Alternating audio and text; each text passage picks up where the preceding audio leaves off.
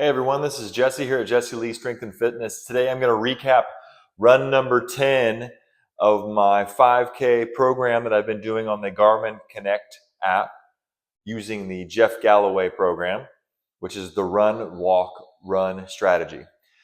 Today being my 10th workout, I'll give you a little bit of a recap of the workout and then just break down some of the ideas and concepts that I'm kind of running into and that you might also encounter in your run.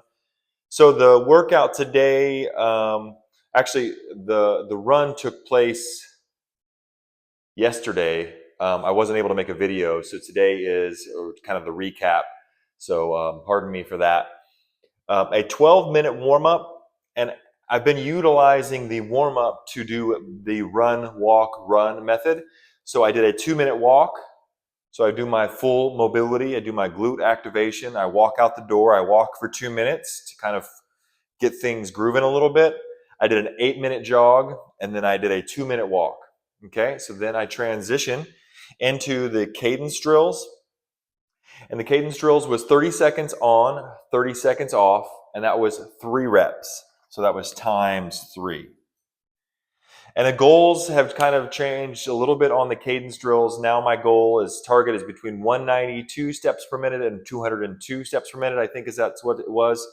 So I'm looking to kind of get in that 195 range, which is going to be steps per minute. So it's going to be, quick feet, making sure you keep your strides shortened. That's really helped me stay healthy. I think a lot of people who are, hobby runners overstride and end up pulling a hamstring or overdoing it. So keeping the strides short and fast and your feet low to the ground is a really helpful thing for me.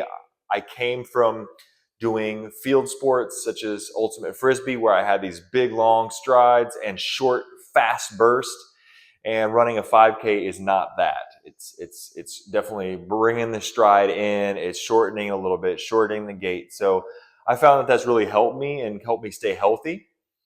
So that's the cadence drills, and then I transitioned to a 10-minute cool down when I kind of mixed up the cool down. So I did a 2-minute walk, and then I did a 3-minute light jog, a 3-minute walk, a 1-minute jog, and a 1-minute walk at the very end. So that was that last 10-minute cool down. So I like doing that on the cool downs and the warm ups, just kind of undulating, running for a little while, taking a little rest, and then having the middle part be kind of the workout, where you did, some sprints or, maybe did a mile run or 2-mile run or whatever it might be. That's kind of a nice way. That's why I like following these programs. The total distance covered was 2.20 miles, and I did my drills at a 6-minute 41-second pace. The last time I did this same exact workout, I covered 2.3 miles, and I did the drills a little bit faster at 6:28. And that's all well and good.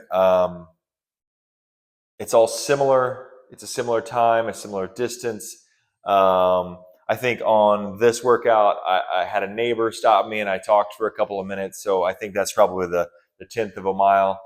So no big deal. These aren't anything to really fret about. It's just trying to get a little bit better each workout as the fitness improves. And a couple other things, just small comments. I did have a little bit of a left toe aggravation. That seemed to have cleared up.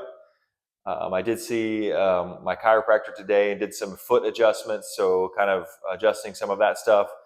And then also I had a little bit of tendonitis on the right glute, which is not necessarily uncommon for me. And what happens is, thinking about running lots and lots of footfalls on each foot, and one side is uninjured and the other side is injured. So I broke my right foot as a younger person. I have a little bit of arch that kind of tends to collapse on the right side because of that injury, and that can travel up into the hip a little bit. I also injured my quad a long time ago on the right side. So the gait is just a little bit different on my right side, which can then lead to my pelvis kind of rotating a little bit. So typically for me, my right side of my pelvis shifts forward a little bit. And I notice when that happens, it changes how I load my hips during my run. So I end up kind of overloading maybe my adductor, and so I'll develop a little bit of tendonitis on the upper right glute. And so to solve that, basically, I did a couple of things. I ran through my rituals, which is like single leg balance drill, hanging from the bar, doing some bear crawling, doing some plyometric bouncing, and then also hanging out with my feet up the wall for about 10 to 15 minutes, which really helped kind of balance the hips. And then I laid on these two chiropractic cushions, one kind of on the top of my ilium on my right side, and one just on my femur on my left side to kind of help balance that out.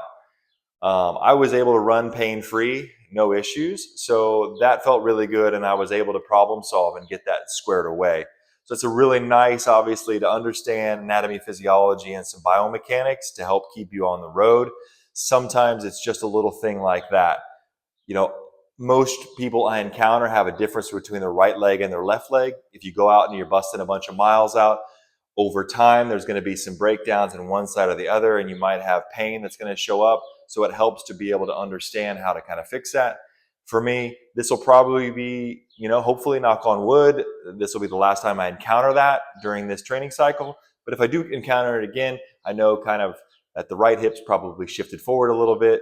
I need to work on a few things. I also, that is a pattern that's been around for a long time. So I'm not incredibly surprised, but I'm really happy that I have the tools in order to fix that. Running pain-free is the goal. And anytime that there is pain, that's an opportunity to kind of learn a little bit about your body, understand how you need to make adjustments into your training, and move forward as a pain-free runner. There is hope for all people who run to run pain-free. Obviously, the body has its own type of wisdom and systems just to understand it, utilizing the foam roller and the mobility, the activation, as well as the recovery parts are all very important.